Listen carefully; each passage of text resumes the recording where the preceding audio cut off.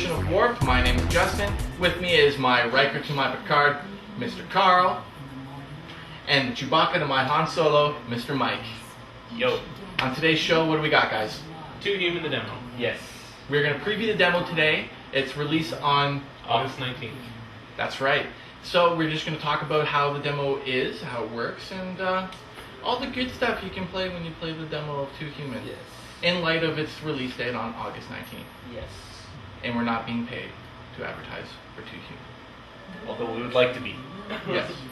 But before we get to that, we're going to go to our top 10 games of the week. I'm a robot man. I can dance. I'm a robot man. I can dance.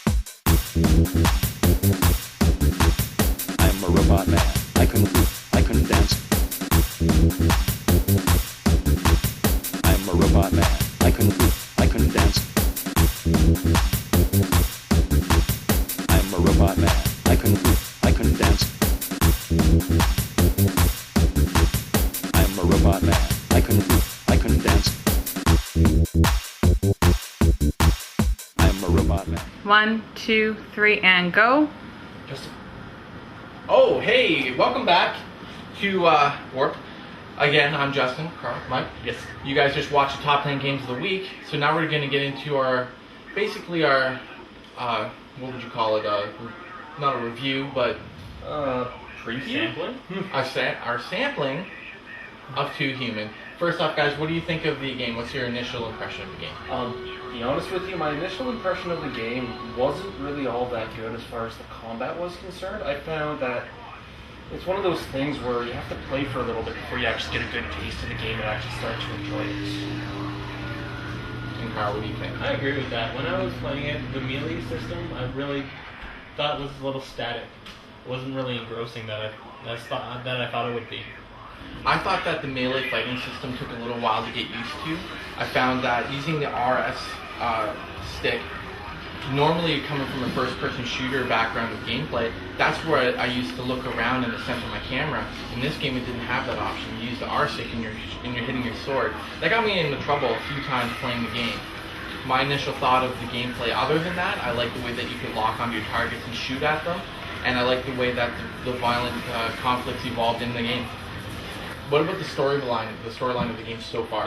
As far as anybody knows about the story of the game itself, it's kind of based out of Norse mythology with Baldur and Odin and all of the gods this far beyond the wall themselves investigating an evil machine. It's kind of set up as if the gods of old were actually in present day, or in the future. It was kind of like, technology there was another point of high technology, and then something happened and it vanished. And the remnants are the gods that you play as, yes. You play as one anyways. The demo that we played was an hour long, which kind of gives you a scope of how the whole game is going to be. During the demo, there's a lot of cutscenes that you get to see, and you get to see what the graphics are like. And the graphics, to me, are fairly impressive for the demo version of the game. What did you guys think?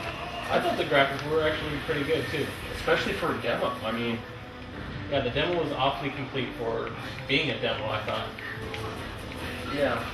There's a little bit of issues like when you slash towards a guy where he'll slide across the floor instead of run, but I don't know if that was intentional or not. Yeah, but it's a demo. What do you think? Yeah, I thought that was a little odd. Let's briefly talk about how the upgrades work in the game. Like any RPG or action RPG like this is, there are upgrades that you get throughout the game as you level up. Okay, let's talk a little bit about those. So getting your upgrades, you just go to the start menu, get your equipment. Yeah. You have your different weapon slots. So you have your melee weapon, or your sword, and then you have hammer if we had any hammers. Yes. And then you have your pistols, and assault rifles below that, and it looks like sniper rifles. Yes. You also have your armor. Yes. Different armor selections. You have your charms, which are probably just like necklaces sort of deal. You didn't run into any charms when we were playing the game, so that's something for later. Yeah, it's one of those things where it's a demo, so they just let us know what we're going to expect. In this game, when you level up, there's a talent tree as you get points, and you can put them in certain talents. It's similar to a talent tree from World of Warcraft, only the difference is you can change your talents at any time. It just costs a little bit of your bounty. and the talents go into 3 different streams depending on how you want to spec your character. And like I said, you can respec them anytime you want. Which is a definite plus, which means you don't have to play through as the same character 3 different times, or you don't have to restart because, oh no, I screwed up. Exactly. If you find that a certain spec is going to work better for you, it looks like you're going to be able to change it on a whim. You just have to pay a little bit of your gold that you collect throughout the game. Yeah. So final thoughts on 2 Human before the release date? This is a game that I'm definitely going to want to rent, or at least buy. I'm not sure yet. I haven't decided. It's like, the gameplay is interesting, but I'm not compelled by it. But I still want to play it. To me, it's one of those games I think that it's either going to be extremely awesome or epic fail. To me, this game reminds me of a perfect mix between the games Mass Effect and Kingdom Under Fire Circle of Doom. And those are 2 games that I really enjoyed, so I'm really looking forward to picking this game up and checking it out when it gets released on Tuesday, August 19th. Yes. So for Warped, I'm Justin, Carl, Mike, and we're going to see you next time where we review Soul Calibur 4? Soul Calibur 4. It's coming. System? Dagobah System. Dagobah System.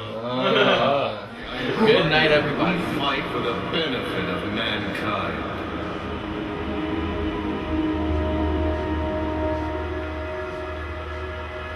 Welcome home.